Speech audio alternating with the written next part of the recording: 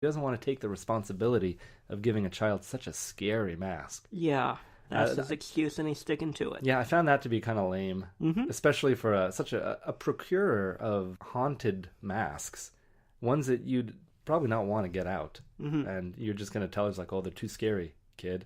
It's like, come up with something better, or just stand your ground. She's 11. Tell her to get out of the store. Tell her to get the fuck out. Yeah, and stop. He keeps pushing that gorilla mask on her. It's like, Take that gorilla mask. It's pretty scary. Booga booga. Yeah. But money talks, Nick. No better way to get what you want in life than showing a crumpled up $30 bill and shoving that into someone's hand. There's like 12 things wrong with that, but yeah, okay. So they have $30 bills in America. Okay, yeah, that's write-ins for corrections to wegotgoosebumps@gmail.com. It's a land of opportunity, Nick. You can be anything you want. Okay. These masks may be haunted, Nick, but a man's got to pay rent. $30. That'll keep me afloat. Gotta buy more of these sweet capes. To be fair, he doesn't give in at first. Says it's not a matter of money and that she'll be sorry, but she could see him starting to crack. And then he takes the money. Yeah, then he takes the money. He just started to visualize. He just started fantasizing about all the capes that he could get at the cape store right next. I get one place. Line with red like Dracula. Wow. Now, in the show, instead of him just caving in and saying, you'll be sorry, but taking the money, she just throws the money at him and runs with the mask. We're talking about the book, Matthew. I know, but I liked what happened in the show more. I felt it to be, like, if it was so dangerous, why did he just allow her to buy it for $30? I feel the episode definitely improved the story, which is already a great story. Yeah. And there was some good stuff at the end with this procurer. I think. Vendo. Yeah. We'll talk about it. She takes the mask, runs home, super stoked to start scaring people. Chuck and Steve, especially. She tries the mask on, scares her brother with it. Noah was terrified. Says it doesn't even look like you.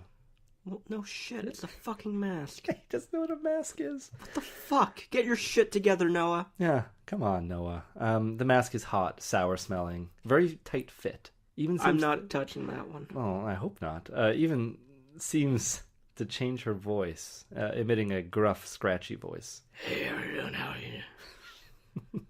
Carly Beth is a bit of a scare herself when she can't get the mask off, but eventually she's able to pull it off. So I got a little bit of a problem with that. We'll get into it a little bit later, but this is her putting on the mask for the first time. First time. And taking it off. Carly leaves to go meet up with Sabrina, taking the plaster of Paris replica of her head with her. She put it on the end of a broomstick. Yeah. This just kind of came to her, too. Like, yeah. She wanted it to appear as though this like grotesque creature that she was masquerading has taken her head and killed Carly Beth. Yeah, put her head on a pike. All that's left of sweet Carly Beth. Luckily, she is able to leave without her mother seeing her. She gets distracted by a phone call or something? Yeah. Thinking it's her dad in Chicago or something. Or Carly Beth's dad. The dad was absent in this one. But still involved in the family, just taking some much-needed time away. Yeah. Taking care of business. Yes. She would have probably been heartbroken, though, because she wasn't wearing the duck costume her mother had slaved over. So her mother would have that summertime sadness? I'm not playing the song. Oh. I'm not going to get another angry email from Lana. I think the duck costume would have made this whole outing even more terrifying. Imagine just this duck with this grotesque haunted mask. Hi, everybody. How you doing? Quack, quack.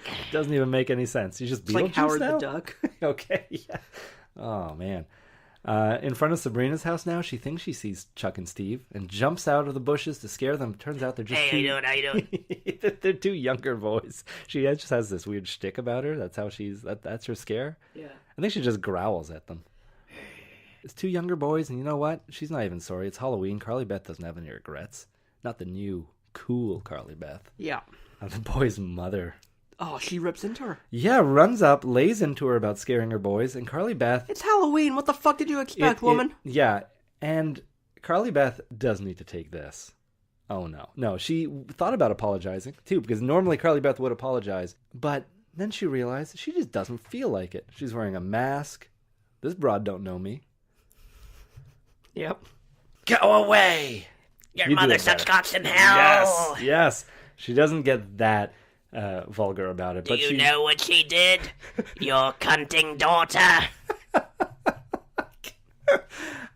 She does say, I'm warning you, go away. And the mother stood her ground. this is getting intense. Carly Beth, so angry now. The rage is building inside of her, and she just goes from get away, go away, I'm warning you, to the cell is mine, fuck me.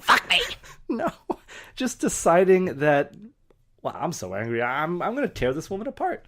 Yeah. Bit extreme. She says she's going to chew her to bits, tear the skin off of her bones. Okay. And she's about to do it, too. Yeah. Oh, I have a lot to say. We'll get to it at the end. Okay. Luckily for this woman, the two boys pulled their mother away, saving her life. And Sabrina came out to greet Carly Beth and let her know that Chuck and Steve were running a little late. They're going to have to start trick-or-treating without them. Yeah. Man, Carly Beth was just about to jump on this woman. Mm-hmm. No, I know. She was preparing to pounce. But yeah, we'll get to it. It kind of sucks because I want to get to the end and just really get into it. Okay. Yeah. Well, we will. Carly Beth is very disappointed by this news, though, about Chuck and Steve. All she wants to do is scare them. She's also really annoyed by how much Sabby is talking and asking questions about her mask. She usually talks a lot. Mm-hmm. But this is ridiculous, Carly Beth thought. So she can feel the rage building up inside of her again, lashes out at her friend by yelling at her to shut up multiple times, and then grabbing her throat and beginning to strangle her. Yeah, but then it was just just kidding. Yeah, she wasn't kidding. No. But she releases her very quickly, tries playing it off like a joke, but is a little concerned over her newfound rage. So during trick-or-treating now, Carly Beth has scared a couple of kids. She's in it for the wrong reasons right now. She's not in it for the candy. Sabrina was pretty upset by it, so Carly Beth stayed relatively quiet for a little while, letting Sabrina do all the talking, collecting her candy in silence. I found this quote, not really a quote, but I found this little bit on page 68 a little depressing. It's a middle-aged man in a torn blue sweater pretended to be scared of Carly Beth's mask. His wife insisted that the girls come inside so that they could show their elderly mother the great costumes. Carly Beth groaned loudly, but followed Sabrina into the house. The woman gazed at them blankly from her wheelchair. Carly Beth growled at her, but it didn't appear to make any impression. Yeah, and then on their way out of the door, the man in the torn sweater handed each girl a green apple. Oh, and if there's one thing you're going to learn about Carly Beth, and you're going to learn it right now, she hates apples. She's going to chuck it at the door. Green apples most of all. You give her a green apple, you're giving her a little fuel, adding a little fuel to that fire. She chucks not only her apple, but she takes Sabrina's apple. Yeah. Well, they're going to throw them out anyway. Yeah, there's razor blades in there. Yeah. The old lady in the wheelchair was just busy all afternoon sticking razor blades in there. It's like Texas Chainsaw. But didn't you find that kind of depressing? The couple inside really think oh, these costumes are so good, maybe it'll get some reaction out of our vegetable mother. Dude, I think they were just trying to lure them into the house. They narrowly escaped a Kimmy Schmidt situation. Yeah, I guess you're right. Sabrina should know better. Rule number 1 on Halloween, don't go into someone's house. Don't ever go in. And Sabrina's mother is very protective. Oh, you're going to throw out all your candy that's not wrapped. Yeah. But she's okay with her going into people's houses. Yep. Yeah, so she hucks the apples at the house. Shucks them real good. Yeah, and they run off. Sabrina's pretty upset about this. This is not the Carly Beth she wants. So Carly Beth suggests, hey, let's split up, because we'll cover more ground, get a little more candy, and just runs off. Carly Beth is just running around this neighborhood. Which doesn't make sense. They'll get the same amount of candy if they stick together, if they split up. It's true. It's just a way for Carly Beth to get away from her, because she's going to strangle her again. Right. Yeah, sure. I forgot. Yeah. Yeah. So Carly Beth is just running around the neighborhood being an absolute ass. Just scaring kids, stealing their candy, loving the power. Unlimited power. Yeah. She's having a great Halloween. And I kind of this is the peak of her existence right here. This isn't even the mask talking. This is Carly Beth. She's getting to a real high. Yeah. She finds Chuck and Steve and hesitates for a little bit about scaring them, thinking that it won't work and that they'll just make fun of her. And then that just really enrages her. The fact, just picturing them laughing at her. So she jumps out at them, announcing that this head is all that is left of their friend Carly Beth Caldwell. And that if they don't give up their candy, their heads will adorn her stick. Scares those kids, man. Yeah. Chuck and Steve, they're aptly frightened. They almost pissed themselves. Mm-hmm. To everyone's surprise now, the plaster of Paris head blinks a few times and then silently mouths the words, "Help me! Help me!" But silently. Oh, right. That is a very weird thing to have happened because 3 people saw this happen. 2 boys and Carly Beth. They all saw the same thing. Later on, Carly Beth just plays it off as, oh, it was dark out, it's windy. And really, there's no reason for this plaster of Paris head to be doing anything. The mother didn't make it at any kind of Wicca Yeah, it wasn't meeting. With Patrick Swayze as a ghost. No. It's just a museum art class. Nothing sinister about it. The boys run away. Carly Beth threw the head to the ground. She wondered for a moment, maybe I should pick that head up, but decides, it's no longer of any use to me. Fuck that face. Yeah, mother worked hard on it, but whatever. I've gotten what I needed out of it. She accomplished what she set out to do. Carly Beth now running wildly into the night, aimlessly until she runs out of breath. Then she met back up with Sabby. And the 2 of them went back to her place to sort through their candy and throw out all the poison ones. Sabby had a pretty lousy Halloween, though, because she was basically just looking for Chuck, looking for Steve, looking for Carly Beth. Yeah. But, I mean, she's not a good person, so I'll allow it. She plays the role of a good person, but she just doesn't... She's not a real friend to her. No. She's not actively making fun of her, but kind of, because one of the things that she... admits to Carly Beth is like, oh, you scared Chuck and Steve? You know, they were planning on scaring you. They were going to sneak up on you. And she knew about this and never told her. Yep. I thought that was kind of that's a sneaky, bitchy thing to do. Yeah. Like, she wants to see Carly Beth in pain. Did you ever have to throw out your candy when you were younger, Nick? Did you get home, dump it on the ground, then have your parents go through and remove all the poison ones? Yes, we did do that. Now, I think it goes without saying, all the things that are not wrapped, you get rid of. Yeah. Because nobody's trustworthy out there. No. And I think one of the what the police say when they come to your school and tell you this is how you go trick-or-treating, they say, only go to people's houses you know. Come on. And it's like, yeah. I'm going to go... Otherwise, what's the point? Yeah. You got to go to rich towns. Go to people you don't know. Get all the good stuff. Yeah, go up into the hills and get those full-size candy bars.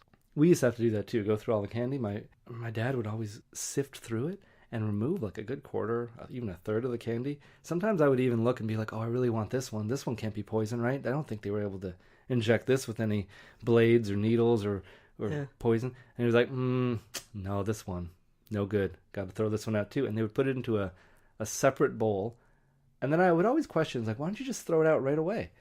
And be like, well, we're going to throw it out in a special garbage so that other kids... They kept it. They kept it. They put it on top, like, in a cupboard over the fridge where I couldn't reach. I found it one day when I was snooping around the house. Looking for Christmas presents. I was like, this is all the poison candy. What are they doing keeping it? And you know what? They were just keeping the best of it for themselves. Yep. How can you trust anybody after Don't need a Three Musketeers bar. That's my every adult voice. Yeah. Well, so what I did after that, Nick, is I stuck razor blades, needles into all that candy, and I let the rest play out the way it was intended to.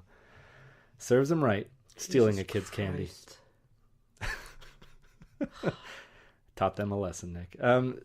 So Carly Beth attempted to take off the mask now, but really stuck to her this time. In fact, the seam had melded to her own skin. Mm-hmm. She frantically looked at herself in the mirror and started going on about how those weren't her eyes staring back at her. Really freaking Sabrina out. I think she wanted to cut it off and was like, well, that's kind of dangerous and you'll ruin the mask. But, you know. She doesn't care. She just wants it off. Yeah. I think I would care. I mean, I don't know. I'd be very claustrophobic stuck in that sweaty, sour mask. But Carly Beth, now in a panic, ran out of the house and back into the night where she belongs to just roam the streets. She decides that she's going to go back to the party store. Yeah, and then she's shocked that it's closed that late at night. Yeah, well, she figured it probably would be, but she's got to give it a chance. No, she doesn't, because like that's the whole stinger at the end of the chapter. It's like, but it was too late. It was already closed. It's like, of course it was. Yeah, that's true. And I'm going to give this book a little bit of credit. It didn't have as many fake-out chapter breaks. They all happened at the beginning when nothing scary was happening. Yeah, and then like one at the end. But it was, for the most part, they were That's legitimate. actually my first note. Yeah. Why would we believe something scary is going to happen in the first chapter? The hand on the shoulder classic serves little to no purpose. They got to do something. You back yourself up into a corner where you're writing every chapter for a cliffhanger, and you can't just change the formula. Yeah, no, I know. So it is scary, though, the description of not being able to find where the mask ends and Carly Beth starts. And I always thought that the scene where she's looking at herself in the mirror yelling about how those aren't her eyes staring back at her. I think when I was a little older and I watched Evil Dead for the first time, the scene where one of the characters is freaking out over one of the deadites, she's saying... She's like, those eyes, what happened to her eyes? And it reminded me... That's Rosemary's Baby.